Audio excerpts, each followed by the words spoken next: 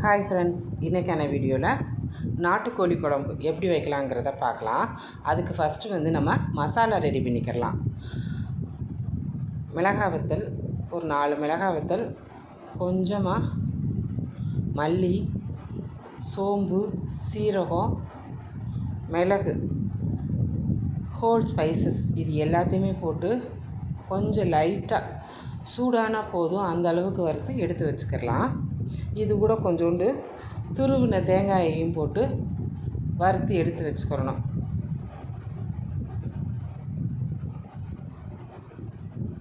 தேங்காய் பூவை போட்டு நல்லா தேங்காய் பூ போட்டதுக்கப்புறம் நல்லா வறுக்கணும், வாசம் வர அளவுக்கு. அப்போதே நல்லா இருக்கும் குழம்பு. இந்த மசாலா வறுத்து வச்சது கொஞ்சம் ஆறட்டும். அதுக்குள்ளே நம்ம குழம்பு ரெடி பண்ண ஆரம்பிச்சிடலாம்.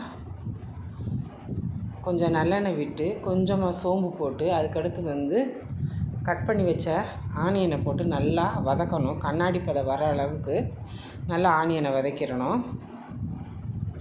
வதக்கினதுக்கப்புறம் கொஞ்சமாக இஞ்சி பூண்டு பேஸ்ட்டு சேர்த்து நல்லா வாசம் போகிற அளவுக்கு நல்லா வறுத்துடணும்.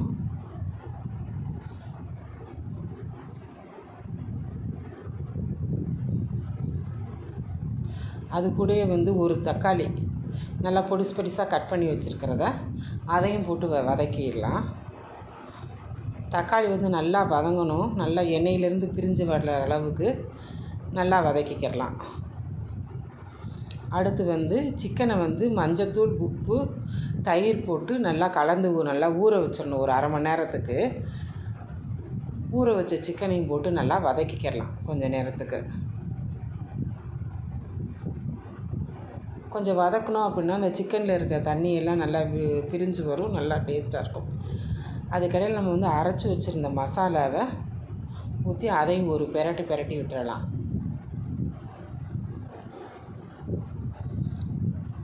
தேவையான தண்ணீரை கலந்துக்கலாம்.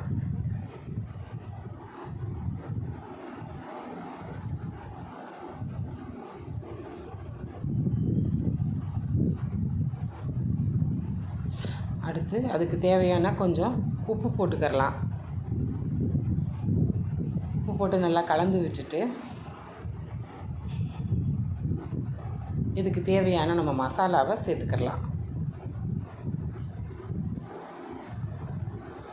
கொஞ்சமாக பெப்பர் தூள் போட்டுக்கலாம்.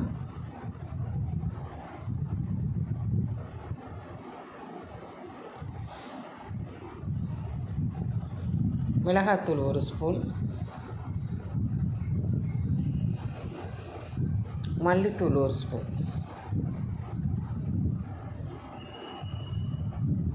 இது எல்லாத்தையும் போட்டு நல்லா கலந்து விட்டுக்கலாம்.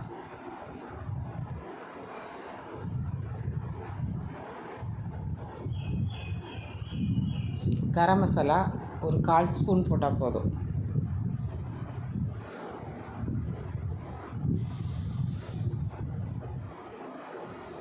இது எல்லாத்தையும் போட்டு நல்லா கலந்து விட்டுட்டு ஒரு 5 நிமிஷம் நல்லா வேக விடலாம்.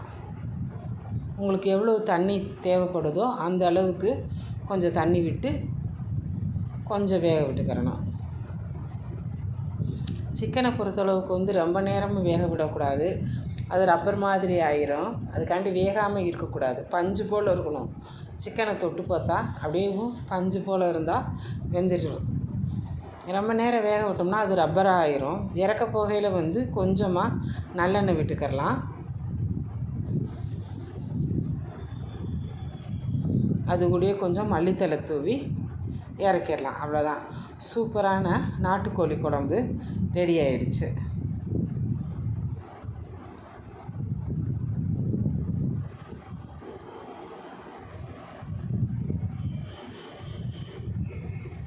இந்த வீடியோ உங்களுக்கு பிடிச்சிருந்துச்சு அப்படின்னா லைக் பண்ணுங்கள், ஷேர் பண்ணுங்கள், மறக்காமல் சப்ஸ்கிரைப் பண்ணுங்கள். நன்றி, வணக்கம்.